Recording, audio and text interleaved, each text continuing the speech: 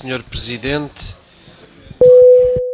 Senhora Ministra, Senhor Secretário de Estado e Senhores Deputados, eu queria dizer em primeiro lugar que tudo o que temos vindo a assistir nos últimos tempos e até as questões que aqui já foram colocadas, muitas delas com o maior interesse, só demonstram que nós estamos a viver um período na área da saúde que se pode caracterizar como um dramático plano inclinado do Serviço Nacional de Saúde em virtude das medidas que o Governo está a tomar. Nas visitas que vamos fazendo a unidades de saúde, o que se constata, mesmo nas palavras daqueles gestores e administradores diretamente nomeados pelo Ministério da Saúde, é uma grande dificuldade em dar resposta às necessidades de funcionamento das suas unidades, tendo em conta as medidas que lhes estão a ser impostas. Eu acho que este plano inclinado que se está a viver neste momento, da responsabilidade do Ministério da Saúde e do Governo, pode, se não for rapidamente invertido, deixar o Serviço Nacional de Saúde num ponto de grande desagregação e incapacidade de resposta para as populações, conforme a Constituição prevê. Mais uma vez queria perguntar à Senhora Ministra se considera legítimo que o Governo continue a transferir milhões de euros, certamente dezenas de milhões de euros, para os hospitais privados através da ADSE, quando verbas nesses montantes ou superiores são retiradas aos hospitais públicos pelo mesmo Governo. Eu já fiz esta pergunta ao Sr. Ministro das Finanças, oralmente, por escrito, continuo a não ter resposta, mas gostava muito de saber qual é o volume que é transferido da ADSE para esses grandes hospitais privados. Depois queria referir-me ainda à questão das medidas anunciadas na área dos medicamentos, das medidas de poupança à custa dos utentes na área dos medicamentos, como a questão da retirada do benefício a 100% para todos os medicamentos genéricos para os reformados com pensões abaixo do salário mínimo, reduzindo-a aos 5 medicamentos mais baratos. Ninguém sabe muito bem como é que isto vai funcionar na prática. Tal é a complexidade de fazer coincidir a prescrição com estes 5 mais baratos e deles estarem disponíveis na farmácia, que ainda por cima vai mudar a lista dos 5 mais baratos de 3 em 3 meses. Por outro lado, gostava de saber quanto é que o Governo vai poupar com esta medida tomada nas últimas semanas. E, portanto, nós em matéria de medicamentos o que temos é uma política que restringe o acesso aos medicamentos, porque quem precisa desta comparticipação não atende, não compra os medicamentos. É isso que se passa todos os dias no país, é isso que se passa em muitas farmácias e com muitos milhares de utentes, certamente. Gostaria ainda de falar de uma outra medida anunciada, que é o corte de 5% nas horas extra, que vinha acompanhado com a ideia de limitar o recurso a empresas de fornecimento de mão de obra. Mas, Sra. Ministra, o que nós vemos por esse país fora é que, de facto, se estão a tomar medidas para cortar nas horas extra, incluindo com o encerramento de serviços. Como acontece com uma série de atendimentos complementares e outro tipo de respostas que estão a ser limitadas. Ainda há dias um responsável de uma ARS o justificava, porque isso significa uma poupança em horas extra. Mas a verdade é que a maioria das urgências dos hospitais só funcionam se houver horas extra.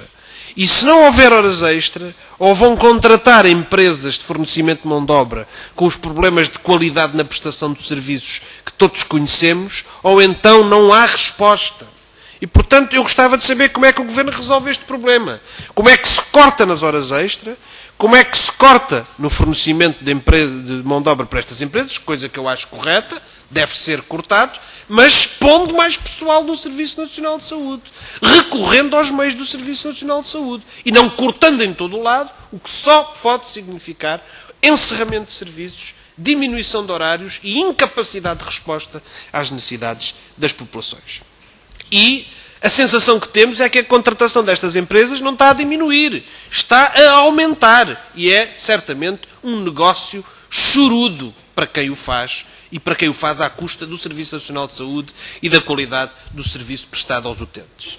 Quanto ainda à questão dos profissionais, também queria perguntar que expectativa é que a Sra. Ministra tem com a tal famosa legislação que se arrasta desde março para reverter os pedidos de aposentação dos médicos. Penso que ela ainda não foi publicada. Portanto, já lá vai, desde 13 de março, uns pares de meses valentes, e ninguém sabe qual vai ser o efeito desta medida, porque ela é totalmente imprevisível. Depois gostava também de saber o que é que impede o Ministério da Saúde, a não ser uma política economicista, de contratar os enfermeiros e outros profissionais de outras especializações de que muitos serviços estão extremamente carenciados e que põem em causa a continuidade dos cuidados que são prestados. E isto é especialmente visível na situação do INEM. Porque o que se passa no INEM é que os serviços são assegurados fundamentalmente à custa de horas extraordinárias porque o Governo não quer contratar mais profissionais. Não é por falta de profissionais.